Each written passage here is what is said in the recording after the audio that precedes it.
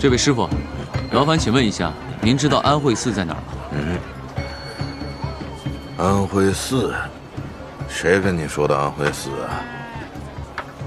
在下是受一位故人所托。你这个故人死了很久了吧？师傅何出此言？安慧寺以前有，现在早就没了。好多年前就改名了，现在叫浮屠寺。浮屠寺也是个弹丸小庙，没什么香火，好像也没什么和尚在了吧？嗨，谁还知道啊？那您知道这浮屠寺在哪儿吗？反正不近，离此地有个200-300里，在闽东靠海的地方。你往东去吧。多谢师傅。走了，走。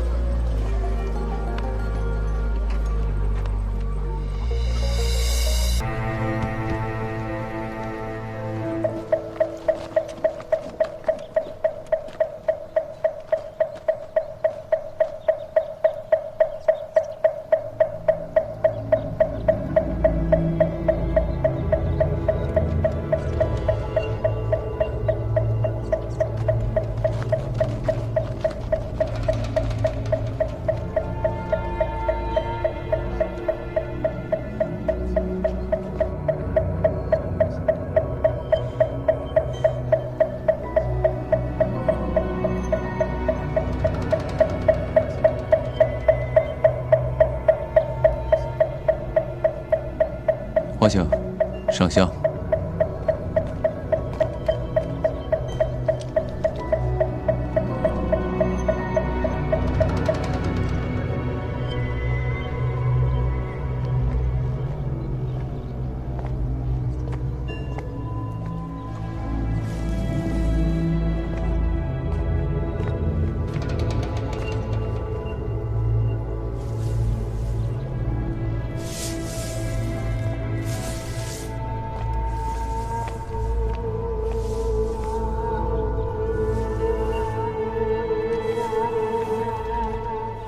敢问大师贵法号？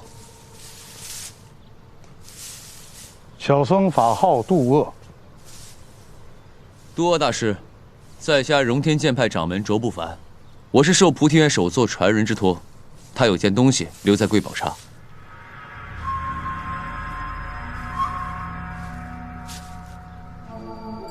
口令。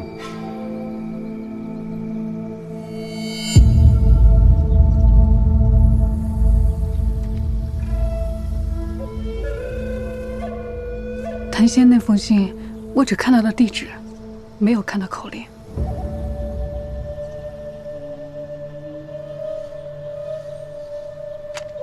渡厄大师，在下的确没有口令，但我确实是按照菩提院首座之托才能找到贵宝刹，还请大师行个方便。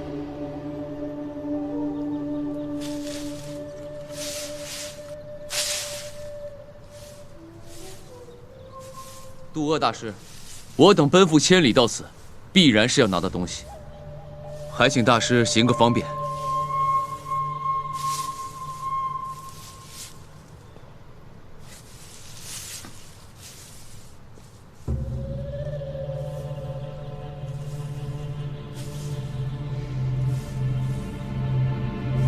你若再不言不语，那就休怪我无礼了。杀人烧庙，我也不是干不出来。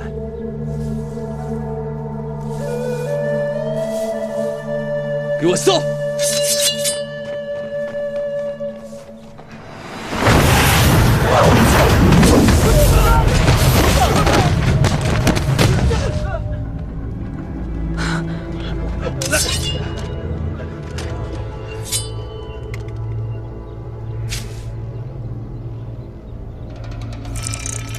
不凡，有人来了。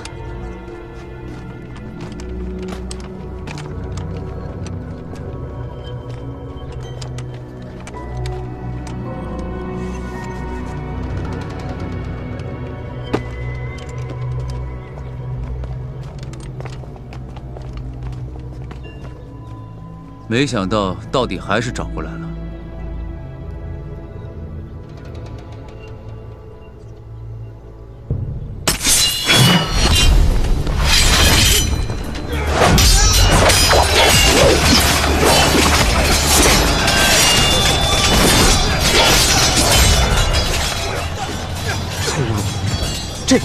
真是粗鲁，见面就掐，话都不说就打，什么事儿不能谈呢？都是生意嘛。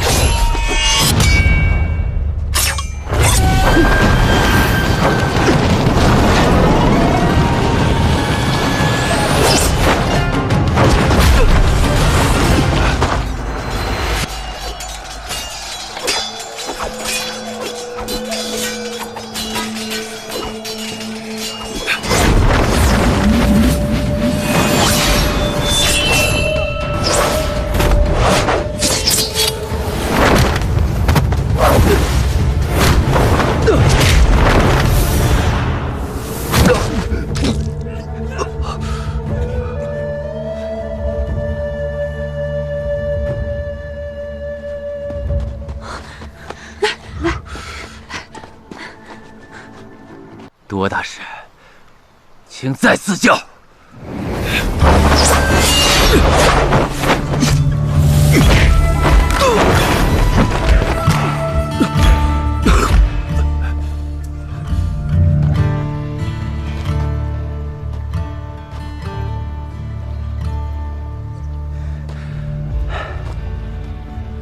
大师，我接下来这一剑名曰剑谱，一剑6式，每式7变，对吧？那不还是一柄剑吗？你知道我荣天剑法？荣天岭的剑法过繁欠简，这个道理莫坤早就明白了。你认识我师伯？若不是莫坤也是荣天岭的人，我刚才就不会对你手下留情。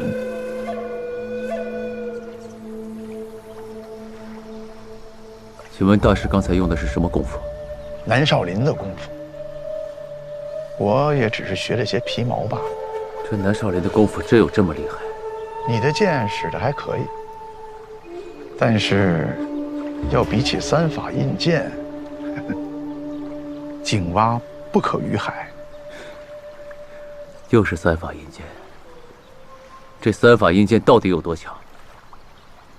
菩提院剑出，名扬天下。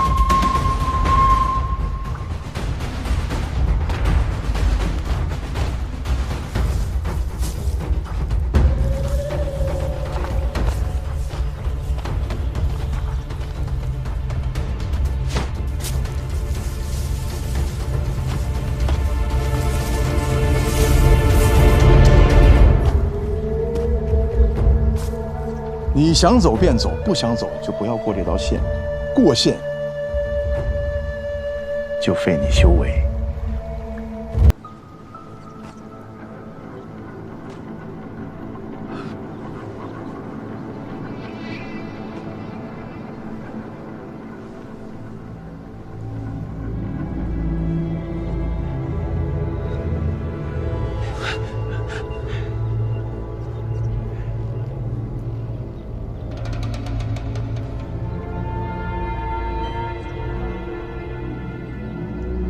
是，方丈。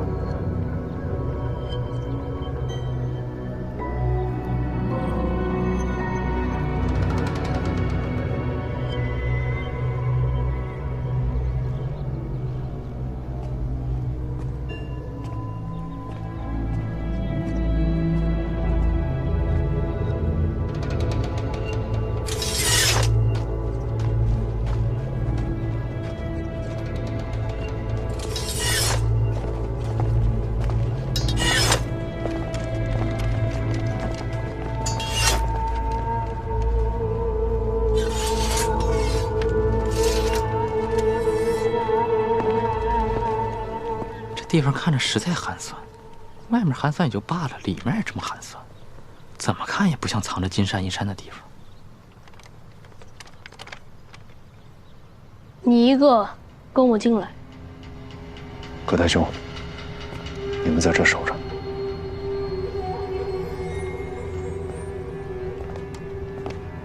方丈，不能把东西交给这些朝廷鹰犬。菩提传人，东西是要给菩提传人的。我才是。菩提院首座传人留下的线索在我手里。菩提传人的遗愿是要把金坛秘藏赠与同盟会，不能给这些朝廷的人。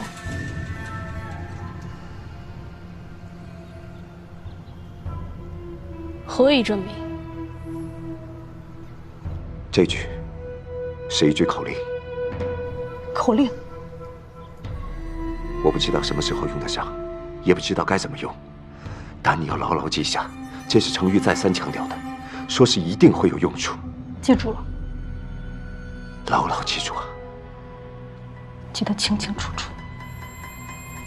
我知道口令，要得到秘藏，必须要有一句口令才行。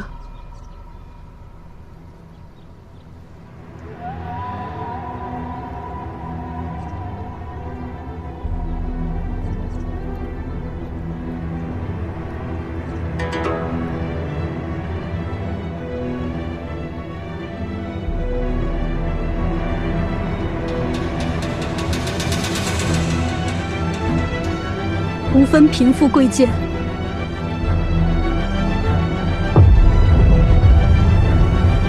众生皆将平等。不错，是这句话。你也进来，你俩都进来。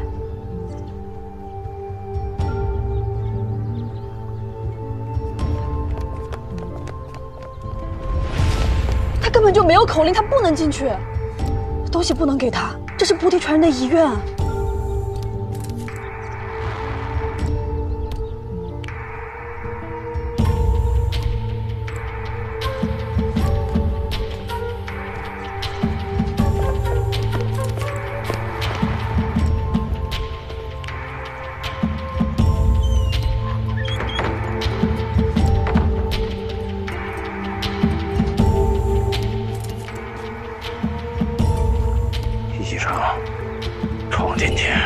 等等，这老和尚功夫深不可测，我们进不去。那怎么办？就眼睁睁看着内务府的人得到线索？线索缺一不可。如今藏宝图在我们手上，就算他们拿到了里面的秘密，依旧打不开宝藏。现在充其量只是我们有对等的筹码，至于谁输谁赢，此刻还未能见分晓。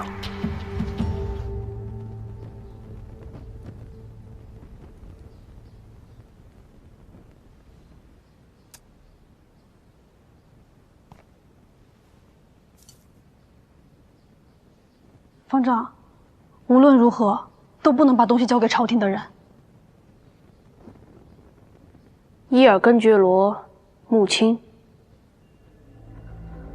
方丈怎么知道我的名字？世间诸事早已冥冥注定，尔等今日来此，既是机缘，也是了结。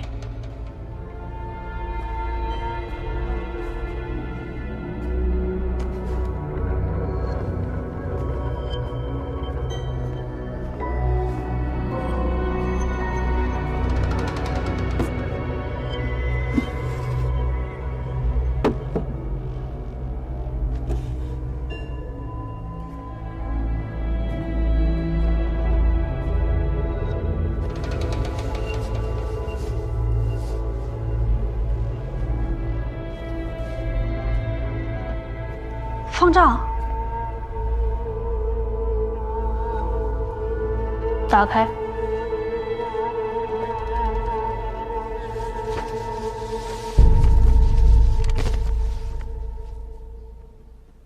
你读读看。吾乃菩提三代传承，吾数年来于塞北镇驻菩提院封印，数遭大内侍卫之教，为防不测，将菩提封印匿于浮屠寺。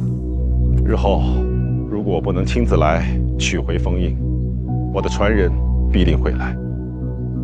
我会留一句口令给他，只需说出口令，封印即可奉还，无分贫富贵贱，众生皆将平等。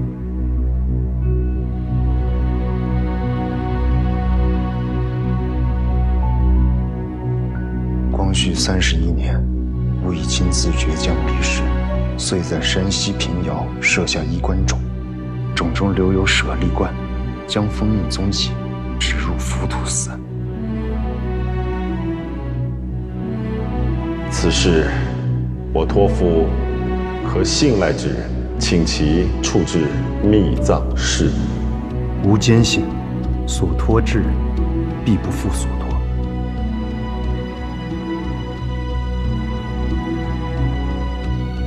这张卷轴是南少林菩提院首座最后一次离开浮屠寺时留下的，留给了我的师父。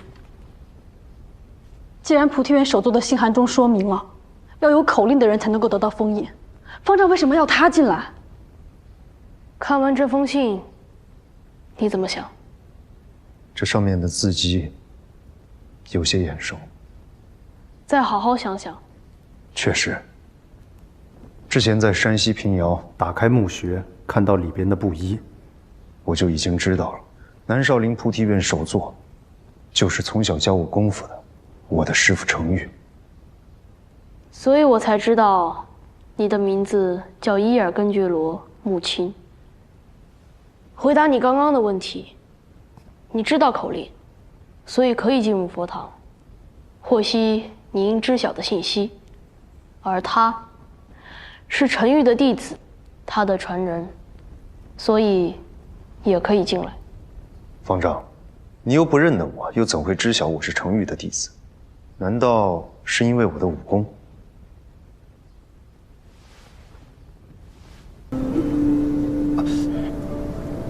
师父，这是什么东西啊？从小师父就将这个纹身留在我的身上，没想到原来还有这个用意。菩提院第3代首座程昱，一生授业教徒11人，但始终没有传承衣钵，没能定下谁才是菩提院首座的第4代传人。在圆寂前，他选出一个徒弟，希望在日后，他们能够成为自己使命的传承者。我师父是在浮屠寺里圆寂的。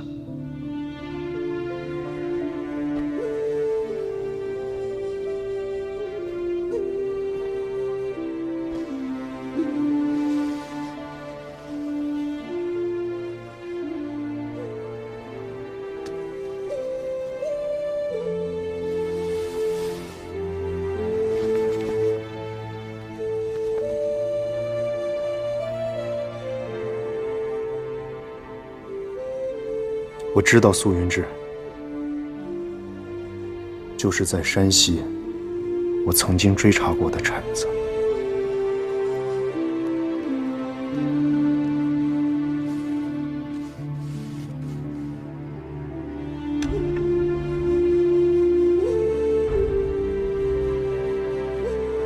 苏云志是我的大弟子，他性格善良正直，不畏强暴，符合传人的人选。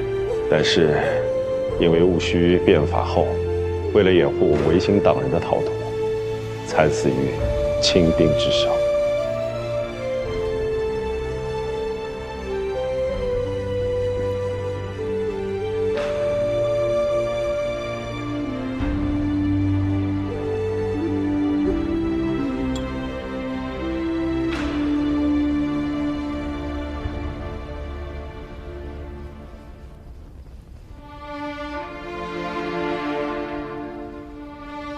我这个徒弟天赋极高，武功卓绝，最难能可贵的是，他志存高远。只可惜，也是因为违心的原因，身陷囹圄。母亲啊，是师傅将菩提院的传承交付于你，也将这辛责和苦难一并于你。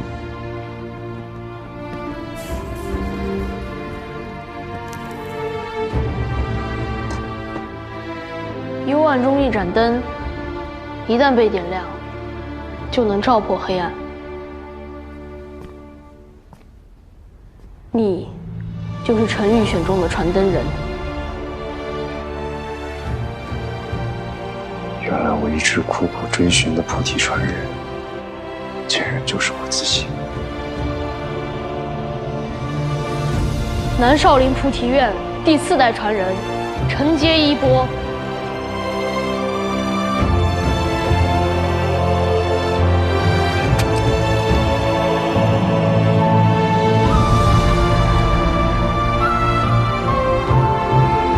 少林绝学中原本只有一套达摩剑法，明嘉靖年间，释去护禅师剑法傲绝天下，成为菩提院首座后，将自己一身绝学谱写传承，就是这本菩提院秘传的3法印剑。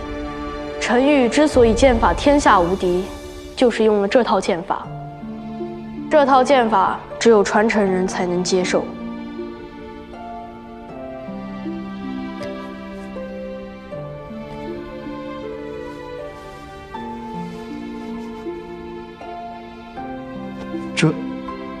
这就是菩提封印。封印不能给他，程玉前辈的遗愿是把封印赠予同盟会，以造福天下苍生。方丈，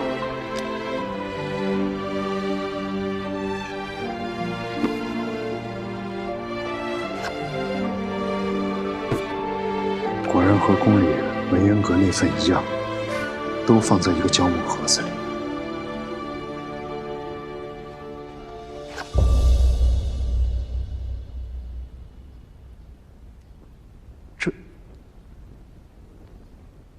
多年前，戒律院首座传人叛变投靠朝廷，将戒律院封印献上。此事后，陈玉担心菩提院封印落入他人之手，于是早在多年前就已将其毁掉，改用别的方法将秘密的线索传承下去。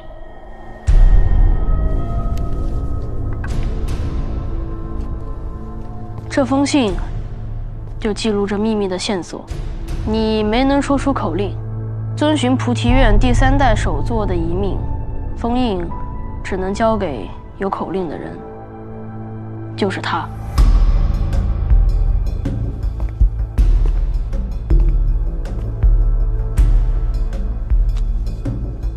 信上的内容是什么，我也不知道，只能你自己看。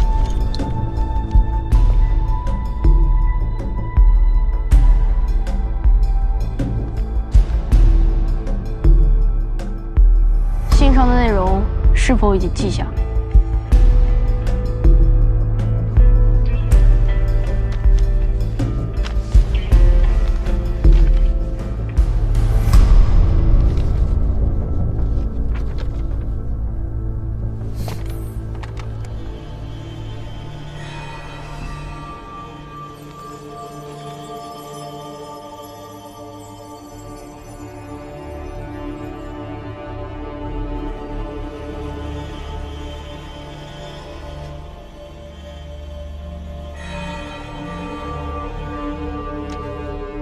幸好你刚刚忍住没有出手，否则菩提院将再无传人。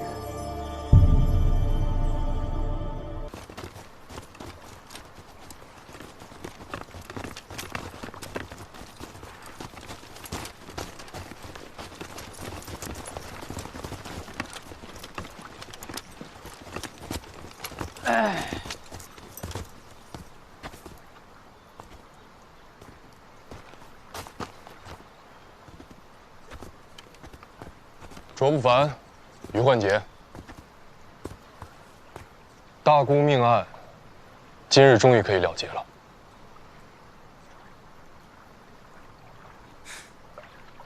了结？你知道刚才谁进去了吗？就是那个麦喜路跟谭仙在一块的那个女人。他是同盟会的人，想必在里面已经拿到了宝藏。如果这宝藏让同盟会拿到，他必然会跟大清开战。你的大清要亡了。我在，他就拿不到宝藏；我在，大清就不会有难；我在，命案凶犯就定要归案。丁副官，看好荣天岭命案凶犯卓不凡、于焕杰。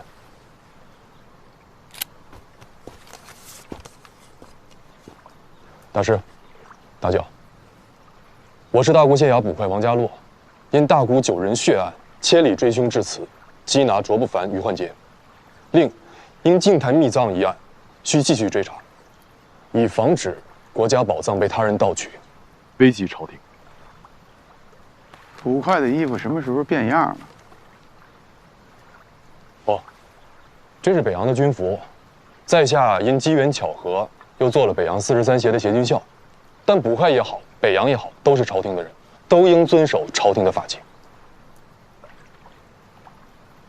这位大师，我看卓不凡一行被阻在外，想必是您的手法，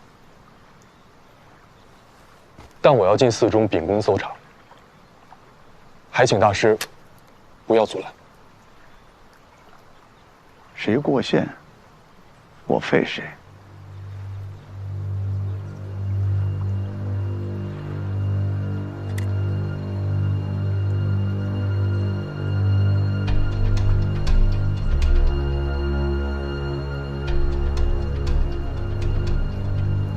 我信大师所言，卓不凡一行武功冠绝天下都没能逾越，我自然更不是对手。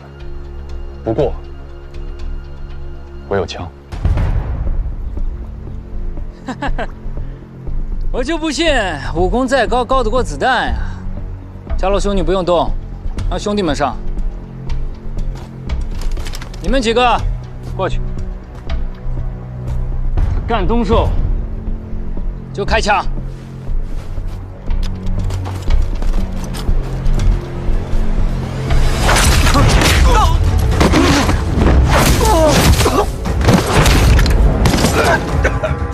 妈的，老子毙了你！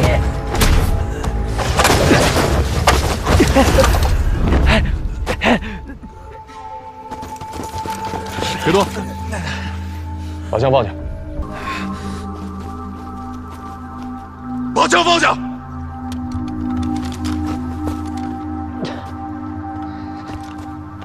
这位大师，在下刚刚多有得罪，请不要责罚我的兄弟。谁过线，我废谁。大师，事关重大，我必须要进寺中追查。那你就往前。家洛，这和尚不是一般人。妈的，卓不凡又跑了，都给老子追！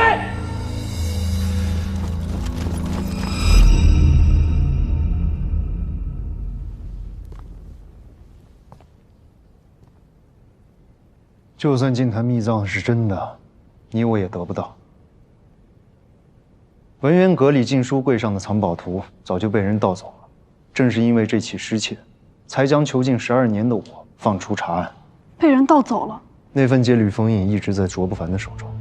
倘若文渊阁中的戒律院封印没有被盗，你又怎么会有机会重见天日？如若你不一路追查至此，又怎么会知道自己就是菩提传人？就是这些因果交错，才有了今日的相聚。因事能生，果是所生，因果交错，皆有定数。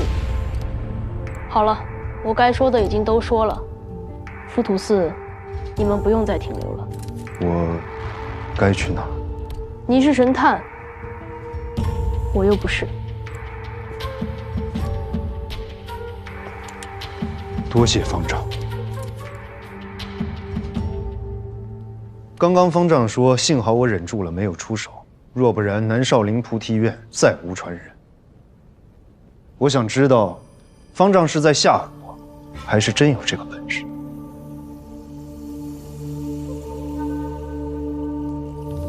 出家人不打诳语。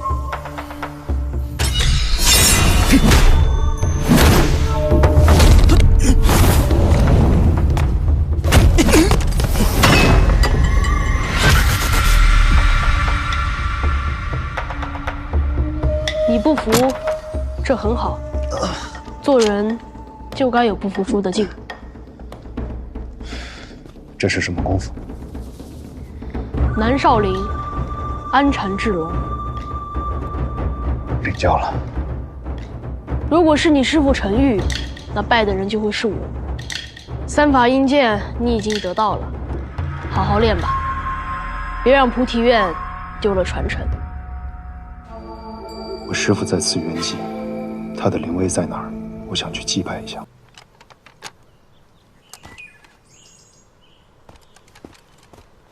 找到净坛秘藏了？哪有那么容易啊？啊，是我们的人，正在追荣铁岭一行。卓不凡不能杀。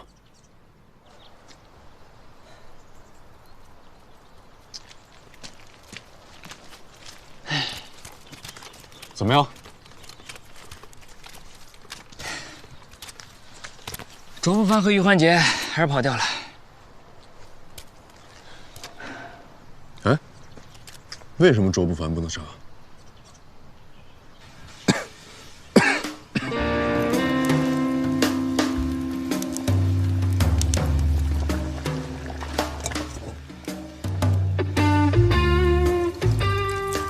在浮屠寺里找到的线索，也是一张净坛秘藏的藏宝图，其名曰菩提院封印。这只是其中一半，而另一半，则是在宫里失窃的那一份戒律院封印，如今在卓不凡的手中。想要开启宝藏，就得将两份封印合并到一起才行。若是在杀死卓不凡之前没有找到戒律院的封印，那找到宝藏的希望将会很渺茫。找宝藏是你的事情，我的事情是追凶。况且我觉得找不找得到宝藏不是最重要的，只要不让卓不凡拿到宝藏，消除对朝廷的威胁，这就够了。王地保，你怎么那么轴啊？抓一个卓不凡小小的江湖流寇算怎么回事？为朝廷寻宝才是重中之重。抓卓不凡是树律例之严明，正法纪之规整，立心才是臣子最该做的事情。你一个不入品的小小捕快，还好意思说自己是臣子？大人如此见地，真是有损天子所赐的4品官阶。行了，两位兄弟，没必要争吧，咱们都是一伙的。我怎么就跟这个杠头一伙了？哎，对了，你是怎么进去的？什么怎么进去的？浮屠寺。那个老和尚太厉害了，我和卓不凡都进不去。你是怎么进去的？一开始也没进去，后来来了个小和尚就进去了。小和尚？对，好像是方丈。至于为什么，我也不太清楚。我告诉你们吧，进到庙堂里的是我和柳林。柳林能进去是因为他有口令，就是死在上海的那个谭仙告诉他的。小和尚把浮屠寺的秘密全都告诉我了。咱们在山西找的那个菩提院传人，就是南少林菩提院第3代首座，他是在浮屠寺圆寂的。你拿到封印了？我找到个屁！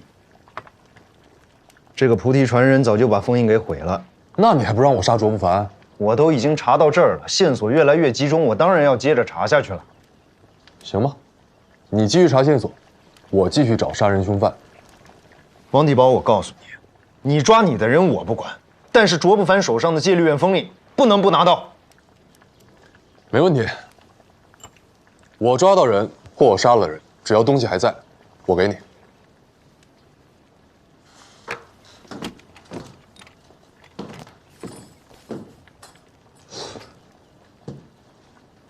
你为什么能进去？那女的有口令，你又没有，你是怎么进去的？40多年前，内务府的侍卫就来浮屠寺探查过，毫无所获。小和尚让我进去，就是为了让我死心，因为这里的秘密一文不值。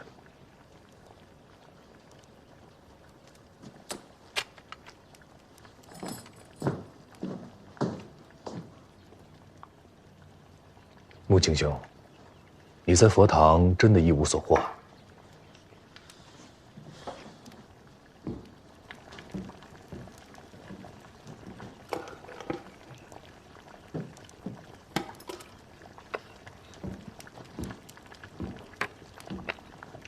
穆青兄果然拿到了。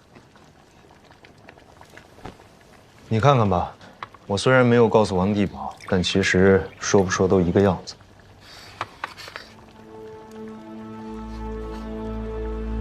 真的没了？真没了。不过我觉得，整个谜团都在一步一步的缩小。那下一步怎么办？回京，我要将所有的线索全都整理一遍。卓不凡呢？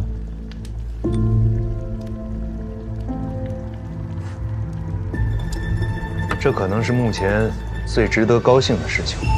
卓不凡一定会以为这菩提院封印在我的手里，他一定会跟着我们。所以啊，戒律院封印在他手上反而很安全。那个柳玲，要你交到刑部吗？先留着吧，我不确定他还知不知道其他的秘密。好。对了，葛太兄，柳玲的事情先别对外说，他毕竟是一个同盟会的乱党，传出去我怕节外生枝。眼下还是寻宝第一。我明白了。我接下来这一剑，名曰剑谱，一剑6式，每式7变，对吧？那不还是一柄剑吗？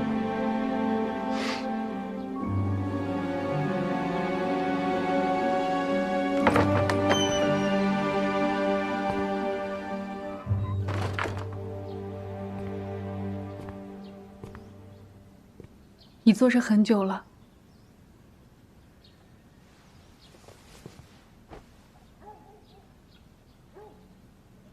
我知道，今天那个老和尚让你难受了。我不难受，我真的一点不难受。不烦，没关系的，这样的人，天下也没几个。天下太大了。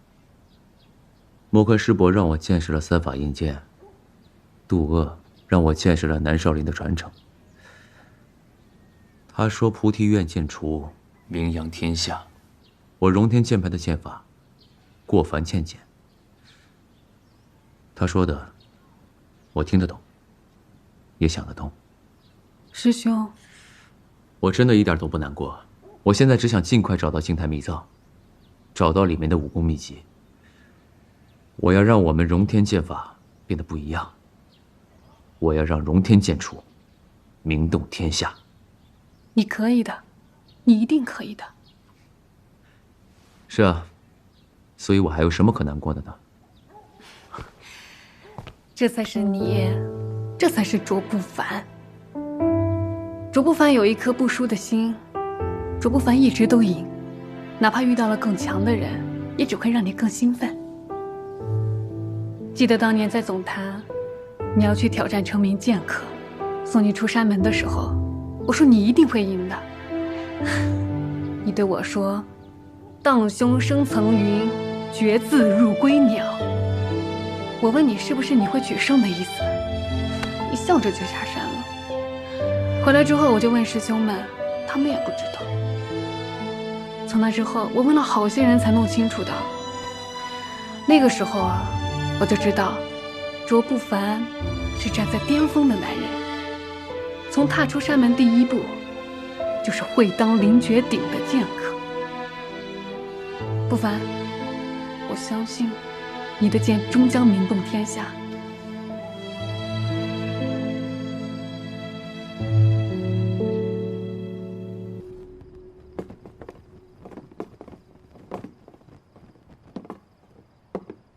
聊聊，不敢聊，你的刑法我记着呢。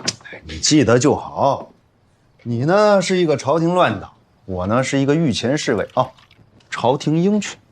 是啊，我这个朝廷乱党落到你这位御前侍卫手里，最终难免会被拖出去斩了吧？怕什么？斩就斩呗。你们搞革命的，谁还在乎命啊？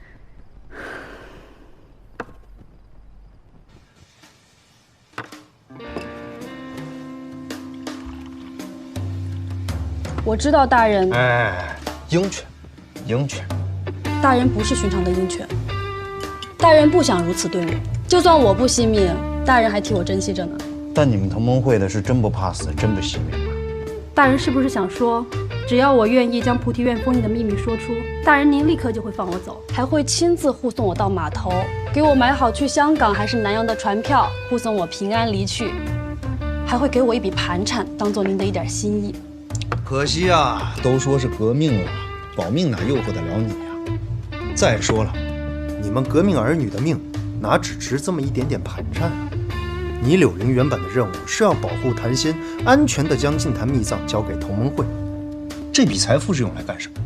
是用来革命的，是用来推翻大清的啊，不对，叫腐朽的清廷。那你怎么可能将这个秘密告诉我一个朝廷鹰犬呢？在浮屠寺里，你我都知道净坛秘藏的情况。戒律院封印在卓不凡手中，光凭一份菩提院的封印，我肯定是无法找到宝藏的。对呀，你们大清内务府100年来无数次寻找，还都是光明正大的查，但都因为藏宝图不全而失败。我们同盟会就算有了这半张藏宝图，那也只能偷偷摸摸的找，怕是200年、300年都找不到，还革什么命啊？对，这份藏宝图对于我，对于同盟会来说都毫无意义，不如拿来换条命，换自由。大人是为了我好，我要是为了这么个不值当的东西丢了命，那才真是没为革命做什么贡献。说这么多没用啊！杀了你也不会说的。你现在肯定觉得这南少林首座传人，我的师傅程昱是一个有眼无珠的人，选来选去选了我这么一个朝廷鹰犬去当传承人。大人别这么说自己，我看既然我这么冥顽不灵、尸骨不化，大人得先将我囚禁在身旁了。反正你也不觉得麻烦，你都不在乎，我有什么所谓？为我好啊！我这么一个朝廷乱党，落入到别人手中，肯定又要审又要罚的，免不了受折磨。没用，你死都不怕，你还怕什么呀？所以大人没有对任何人说过，其实掌握菩提院封印秘密的人是我，包括大人的手下，包括和大人有合作盟约的北洋。没告诉别人，就是为了守住这个秘密。若是让别人知道了，到时候会有更多的人来盯着你，那个时候让我分神还来不及。所以你放心，你是菩提院传人的事情我也会守住，尽量不给你添麻烦。跟你这么一个聪明人聊天还真是麻烦啊！我想说的话都被你给说了。你不也把我的话都说了吗？哎，真不能告诉我呀？我真不怕死。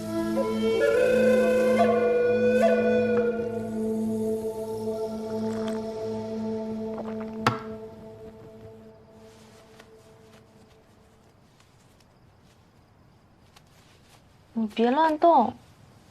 林姑娘，我自己来就行了。我在大事上帮不了你，只能帮你做点这些小事儿。听话，别动。好，我不动。你接着说。说什么？你不信他？哦。木青大人是君子，但对于秘藏的事情，他不全然告诉我，我可以理解。你们不是合作吗？合作也不代表知无不言。如果他也要抓卓不凡的话，于你而言不是正好？他的目的是寻宝，如果卓不凡被他抓到，要以封印作为交换的话，木青大人一定会同意放卓不凡的。会吗？会的。木青大人对我是有赏识之心的，但也仅仅于此。在大是大非面前，他没得选。你说的对。如果卓不凡跟内务府合作，确实可以借他人之手除掉你。所以我必须先找到卓不凡，才能不落被动。还好，你有北洋的枪。北洋的也是为了寻宝。如果北洋的找到了宝藏，不是不能和内务府合作的，毕竟都是大清的军事。我已经让丁宇派人去查了，只不过现在关于荣天岭毫无踪迹，我也不知道他们会去何处。内务府不去找他们？我猜木青大人是故意不去找的。若如穆青大人所说，封印有2份，那么卓不凡定然也是需要穆青大人手里那一份。他不是在浮屠寺一无所获？连我都不怎么信，卓不凡定然也不会信，并且穆青大人也一定会知道他不会信。所以，穆青是在等卓不凡去找他。但卓不凡并没有去找他。我想卓不凡应该不会怕穆青大人，更不会怕内衙的那些高手。那他会忌惮你吗？你手上有枪。一开始我也是这么想的，但后来想想应该不会。卓不凡虽然忌惮我们北洋的枪，但不至于怕，而且寻宝这么重要的事情，更不会怕。所以，卓不凡手里应该有更多的线索。即使没有拿到浮屠寺的东西，也会继续走下去。毕竟从上海之后，内务府每一步都落后于荣天令。会不会卓不凡也在等穆青去找他？卓不凡桀骜不驯，定然不会这么想。而且，我也不希望内务府和荣天令碰面，毕竟他们有一线可能会合作。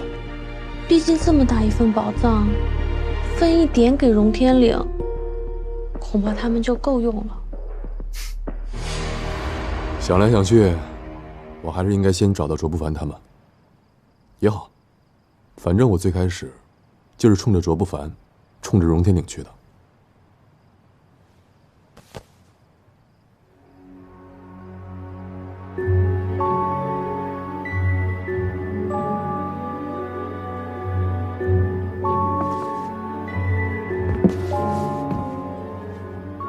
况且，我答应过你，要让杀人犯尽数归案。我一直都相信你。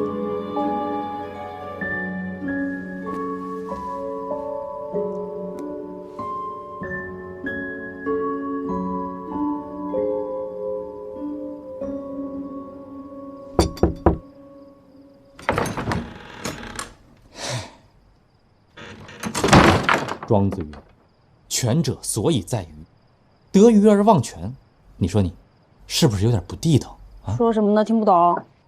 得鱼忘权，就是鸟尽弓藏，兔死狗烹，恩将仇报，翻脸无情，过河拆桥的意思。那你是兔还是狗？是鸟还是桥啊？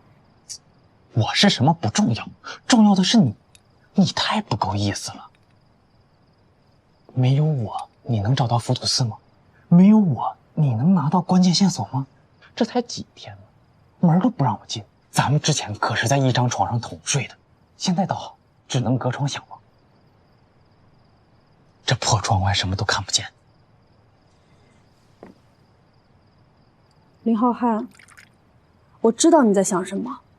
我实话告诉你吧，浮屠寺里根本就没有宝藏。那是铁定的，必然的，宝藏肯定不在那儿。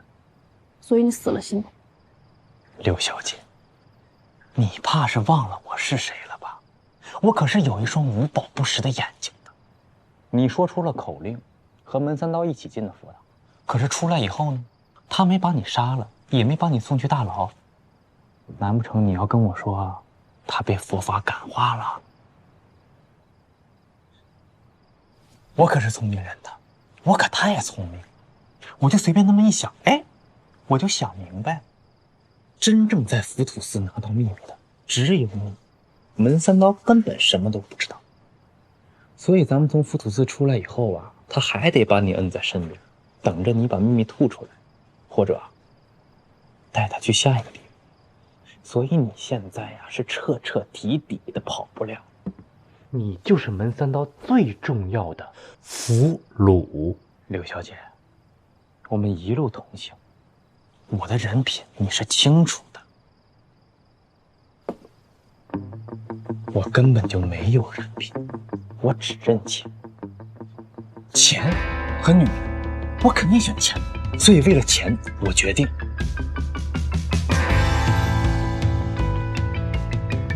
加入同盟会。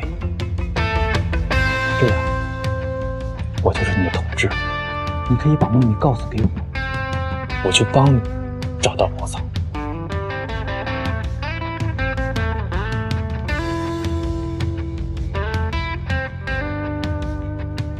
你相信我，你就算不相信我，你也要相信宝藏的力量。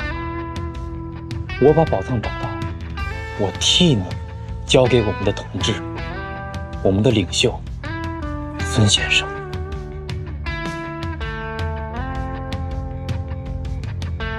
我只要2成。柳林同志，你有你的信仰，你也要相信你的同志我也有信仰。钱就是我的信仰。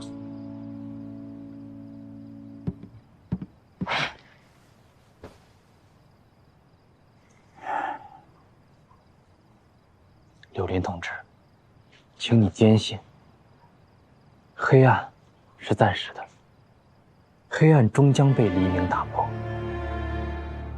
曙光终将到来。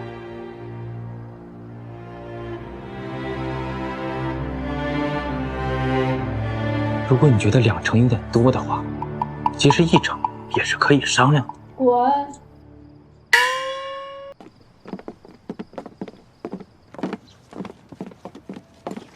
穆青兄，穆青兄，咱们下一站是去哪儿啊？来，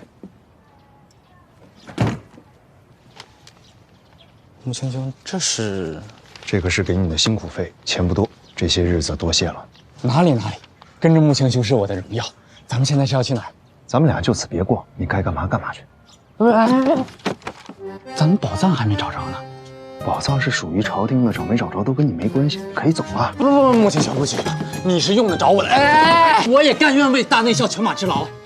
那宝藏未能找到，我心急如焚，这可是为朝廷、为苍生、为……行了，你该赚钱赚钱去啊！有我有名的事情不归你管。这样，改日你去顺天府，我请你吃饭。不，那肯定也是我请。哎，谁请都行，谁请都行。你现在给我马上给我消失！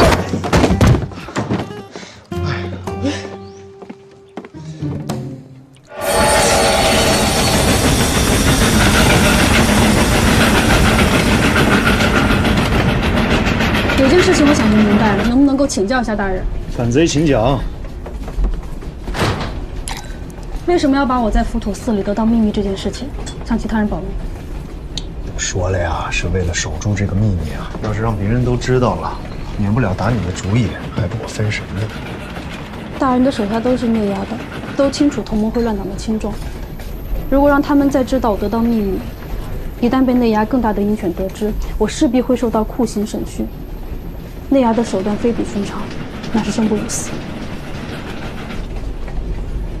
我确实不想看到你落得如此凄惨的下场。所以这点我懂。可是大人，您为什么要瞒着王迪宝？自山西之后，你们2人不是一并合作追捕卓不凡了吗？我不告诉王地宝，有一个原因是，他只在乎抓卓不凡，并不太关心命丧。另一个原因，我厌恶北洋。北洋是大清最精锐的军队，大人为何会厌恶？无关其他，只是因为袁世凯。当年戊戌变法失败，跟他背信弃义有莫大的关系。袁世凯逼节告密，导致变法失败，光绪遭禁。是啊，一直培养我的统管察太大人被扣上了反贼的帽子，斩首抄家，而我也因此做了12年了。北洋是袁世凯一手栽培出来的，虽说他已下野，但恨无及无。我对北洋无丝毫好感。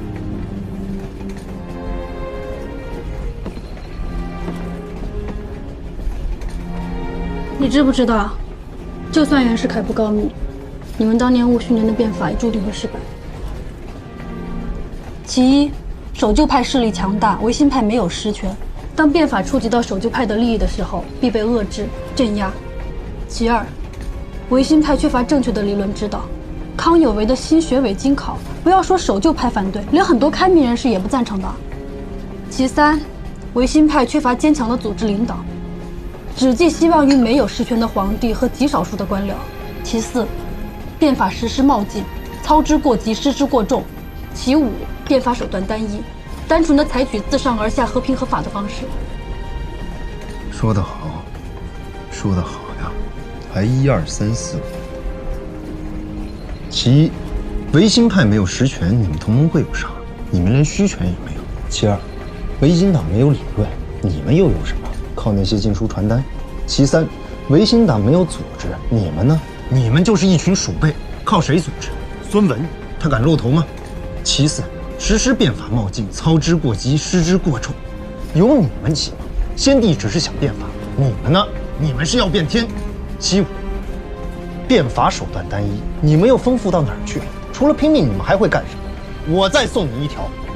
其六，像你这样文不能安天下，武不能定乾坤的角色，来多少都是白费，空有一腔热血，不知道往哪儿撒，来来回回就这么几句话，这么一些道理，能说服谁？省省吧！你还看不上康有为和梁启超？那二位宣扬的功力比你强太多了。说话，怎么不说了？再来个5、4、3、2、1，滚！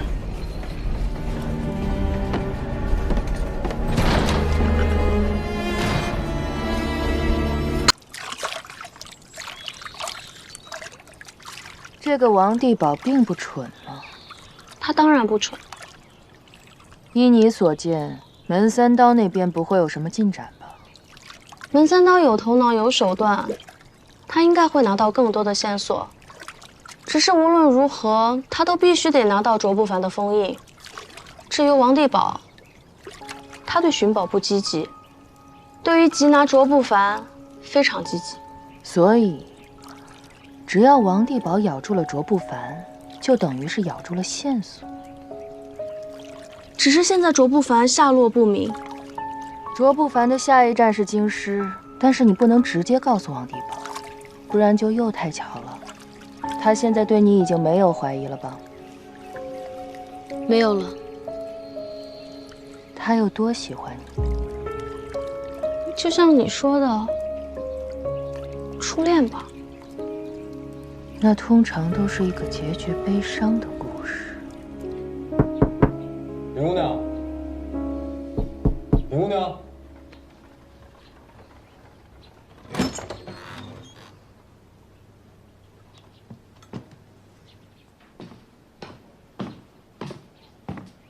林姑娘，你这是怎么了？你慢点。我疼，冷。冷。哦，那我再给你拿2床被子去啊。真的，我手凉。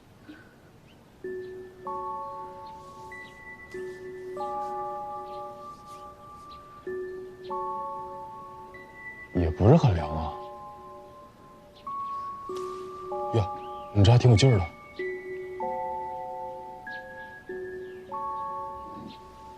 你到底是哪儿不舒服啊？要不然我去给你叫大夫吧。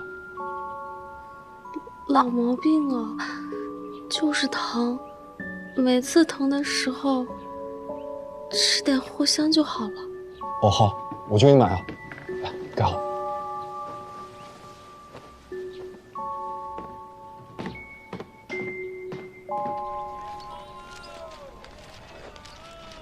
昨天那几个人买药材的账你记哪儿了？哪笔账？就是那几个衣服奇奇怪怪的。哦，那几个灵犀的人啊。啊，记了，最下面那个本子上。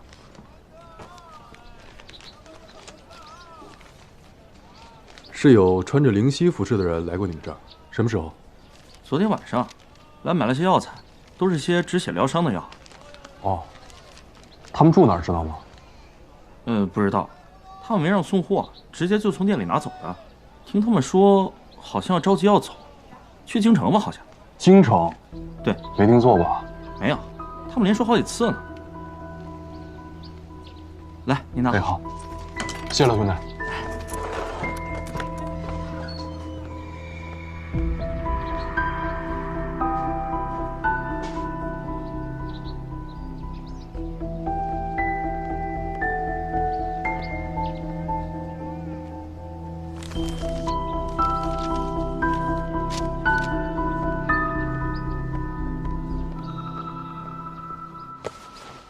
我说嘛，这2天不见他们，原来早早的就走了。事不宜迟，我们尽快赶往京城。你叫人准备一下，尽快开拔。佳洛，龙池将军确实已经授权，咱们这队人跟着你去追卓不凡，在别的地方都没什么问题，但在京城恐怕有诸多不同。这样，我跟你和嫂夫人一起坐火车去京城。至于咱的兵，我先让他们赶到京郊，在那边的北洋军驻地待命，你看咋样？行。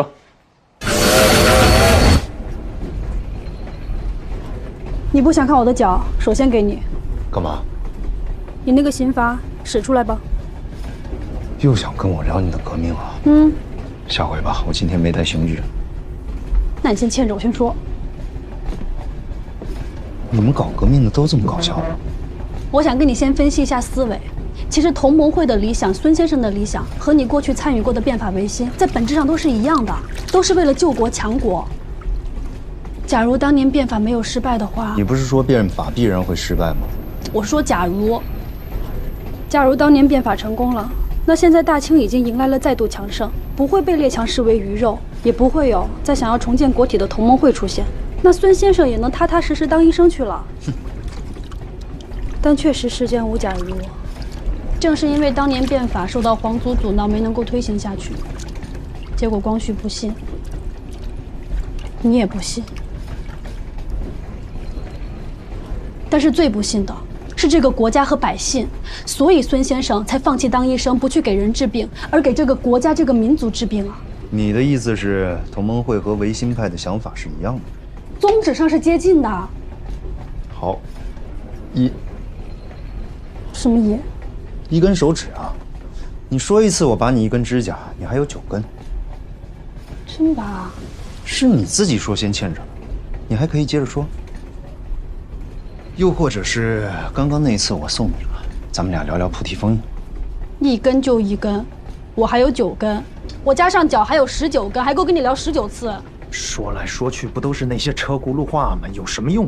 你要真觉得手指甲、脚指甲长你身上你难受，你就接着说。刚刚那根也算我送你了，好吧？你还能说20次。你要是送我的话，那我就再多说2句。你还是先听我说2句吧。刘林，你好歹也20好几了吧？看你这细皮嫩肉的样子，家里应该过得不稳吧？你还能去留洋读书，家里应该也不穷吧？我虽然不知道你爹娘是干什么的，但是你爹娘养你供你，肯定希望你活好吃好，将来给家里挣面子，回头嫁一个好人家。可你跑去干什么了？你跑去搞革命了，你的下场会是什么？被我削去了手指甲和脚指甲，回头再把你给砍了。我知道你不怕死。你不怕死是因为你没死过，我估摸着你都没怎么见过死，我见过。我告诉你，我见过之后，我怕，真的怕。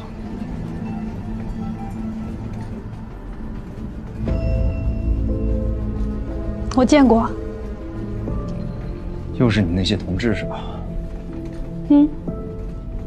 我爸、我妈，还有我哥。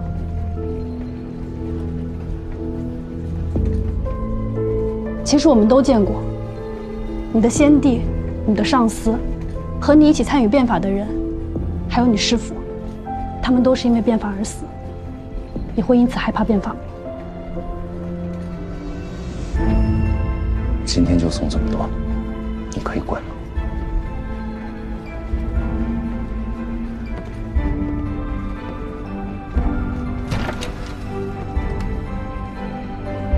穆青大人，你真的不是寻常的鹰犬。